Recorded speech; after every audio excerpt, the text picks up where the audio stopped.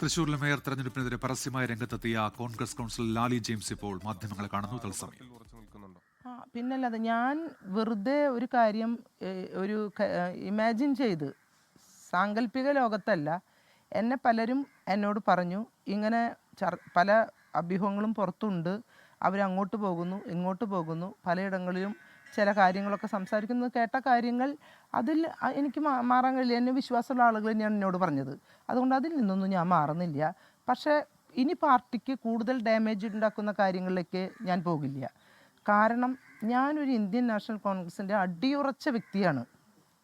കുട്ടിക്കാലത്തൊക്കെ ഞാൻ കണ്ടിട്ടുള്ളത്, എൻ്റെ വീട്ടിൽ ഭക്ഷണമില്ലാത്ത സാഹചര്യങ്ങളിൽ ഗോതമ്പ് പൊടി കുറുക്കി ഭക്ഷണം വിശപ്പടക്കാൻ തരുന്ന സമയത്ത് ഒരു പക്ഷേ ഇലക്ഷൻ കാലഘട്ടങ്ങളായപ്പോൾ നമ്മൾ അതുകൊണ്ട് പശ കുറുക്കി പോസ്റ്റ് ഒട്ടിച്ച് നടന്നിട്ടുള്ളതാണ്.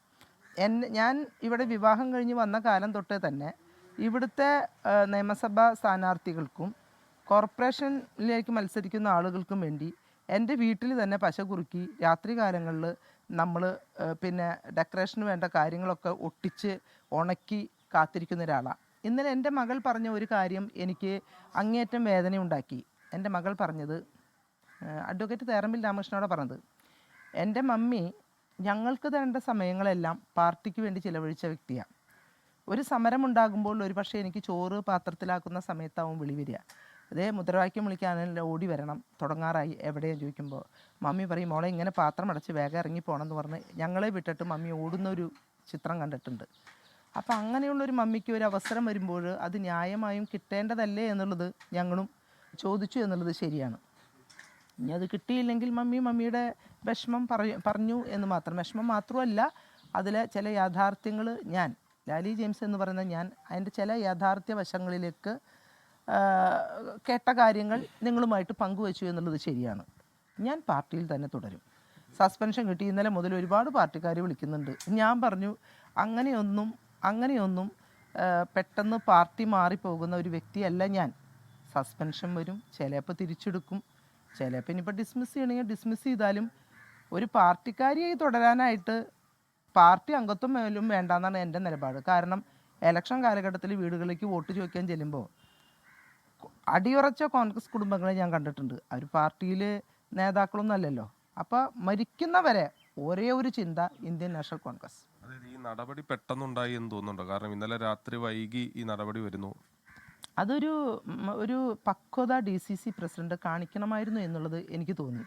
കാരണം ഇന്ന് ചിലപ്പോൾ ഇനി ഞാൻ വേറെ എന്തെങ്കിലുമൊക്കെ പ്രതികരിക്കുമോ എന്നുള്ള ഭയം കൊണ്ടാണോ രാത്രി എനിക്കൊരു മുന്നറിയിപ്പ് പോലും ഇല്ലാതെ, ഒരു നോട്ടീസ് പോലും ഇല്ലാതെ എന്നെ സസ്പെൻഡ് ചെയ്തത് മാധ്യമങ്ങളോടെ അറിയേണ്ടി വന്നത് ഒരു വിഷമകരമായൊരു കാര്യമാണ്. DCC പ്രസിഡന്റ് അവിടെ കുറച്ചും കൂടി പക്വത കാണിക്കണമായിരുന്നു.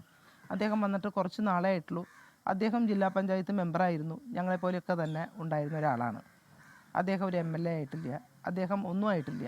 അദ്ദേഹത്തിന് DCC പ്രസിഡന്റ് സ്ഥാനം കയ്യിൽ വന്നപ്പോൾ അത് പക്വതയോട് കൂടിയിട്ട് കൈകാര്യം ചെയ്യേണ്ട സ്ഥലങ്ങളിൽ പലപ്പോഴും ആള് പക്വത കൈവിട്ടിട്ടുണ്ട് എന്നുള്ളത് എനിക്കൊരു ബോധ്യമുണ്ട്. കേട്ടിരുന്നു ചേച്ചി, കേൾക്കാനെങ്കിലും തയ്യാറായിരുന്നു?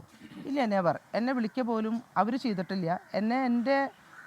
എന്നെ സ്നേഹിക്കുന്ന പലരും എന്നെ വിളിച്ചു, ഇനി നമുക്ക് പിന്നെ കുറച്ചും കൂടെ സമാധാനമായി ഇരിക്കുക, കാരണം ഞങ്ങൾക്ക് എല്ലാവർക്കും ദുഃഖമുണ്ട്. കാരണം ഇത്രയും അടുത്ത് വന്നിട്ട് പല ആളുകളും കമൻറ്റുകളൊക്കെ കേൾക്കുമ്പോൾ ഞാൻ ചിരിക്കുക ചെയ്യണേ. കാരണം ചാച്ചിക്ക് 4 തവണ സീറ്റ് തന്നില്ലേ, ചാച്ചി ഇനി കരയാതിരിക്കെ. കൗൺസിൽ ഹാളിൽ പോലും ഈ തെരഞ്ഞെടുപ്പിന് ശേഷം ചേച്ചി തുടരുകയാണ്. അതായത് മറ്റ് സ്ഥലങ്ങളിൽ അതൃപ്തിയുള്ള ആളുകൾ അത് കഴിഞ്ഞാൽ വോട്ട് ചെയ്താൽ അവർ ഇറങ്ങിപ്പോകുന്ന സാഹചര്യമായിരുന്നു. പക്ഷേ ആ നടപടിക്രമങ്ങൾ പൂർത്തിയാകുന്നവരെ ഞാൻ വെയിറ്റ് ചെയ്തത് എൻ്റെ പാർട്ടിയോടുള്ള ഒരു സ്നേഹം കൂറുമാണ്. കാരണം വെറുതെ വോട്ട് ചെയ്ത് പോവല്ല. ഞാൻ ഇന്ത്യൻ നാഷണൽ കോൺഗ്രസിൻ്റെ ഒരു ഭാഗമായി അവിടെ തന്നെ ഇരുന്നു. എല്ലാം കഴിഞ്ഞ് എല്ലാവരും ഇറങ്ങിയതിന് ശേഷമാണ് ഞാൻ വീട്ടിൽ പോരുന്നത്. അപ്പോൾ എൻ്റെ സങ്കടങ്ങളും വിഷമങ്ങളും പൊതുജനങ്ങളെ അറിയിക്കാനുള്ള മാർഗ്ഗമാണ് മാധ്യമങ്ങൾ. എന്നോട് എല്ലാവരും, തൃശ്ശൂർ നഗരത്തിലെ 70% ആളുകളും ഇന്നലെ എനിക്ക് ഫോൺ എടുക്കാൻ പോലും പറ്റാത്തൊരു, ലാലി ഒരു ചതിയായി പോയി ലാലി, ഞങ്ങൾ പ്രതീക്ഷിച്ചത് നിങ്ങളെയാണ്, എന്താണ് ഇങ്ങനെ സംഭവിച്ചതെന്ന് ചോദിക്കുന്നവരേ ഉള്ളൂ. അപ്പോൾ എന്നെ പ്രതീക്ഷിക്കുന്ന ജനങ്ങളുണ്ട്, എന്നോടൊപ്പം നിൽക്കുന്ന ഒരു വലിയ ജനവിഭാഗമുണ്ട്. ഞാൻ ജനങ്ങളുടെ ഇടയിലാണ്, ഞാൻ ജനങ്ങളുടെ കൂടെയാണ്.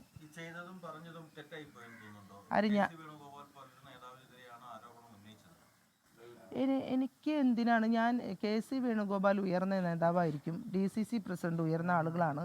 ഒരു മനുഷ്യൻ്റെ തൃശൂരിലെ സങ്കടങ്ങൾ കോൺഗ്രസ് കൗൺസിലർ പാർട്ടി നടപടി നേരിട്ട കോൺഗ്രസ് കൗൺസിലർ ലാലി ജെയിംസ് സംസാരിക്കുകയായിരുന്നു. ഇടപെടൽ ലോകത്തെവിടെയായാലും ഏത് സമയത്തും 24 വാർത്തകളും ഓഗ്മെന്റഡ് റിയാലിറ്റി പാക്കേജുകളും എക്സ്പ്ലെയിനറുകളും വിശദമായി കാണാൻ ഞങ്ങളുടെ യൂട്യൂബ് ചാനൽ നിങ്ങൾക്ക് സബ്സ്ക്രൈബ് ചെയ്യാം.